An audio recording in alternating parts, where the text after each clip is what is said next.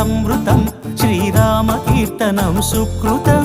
ఈ రామచంద్రుడే లోకరక్షయని అంతరాత్మ పలికే. జగదానందకారక జయ జానకి ప్రాణనాయక శుభ స్వాగతం ప్రియ పరిపాలక. జగదానందకారక జయ జానకి ప్రాణనాయక శుభ స్వాగతం ప్రియ పరిపాలక.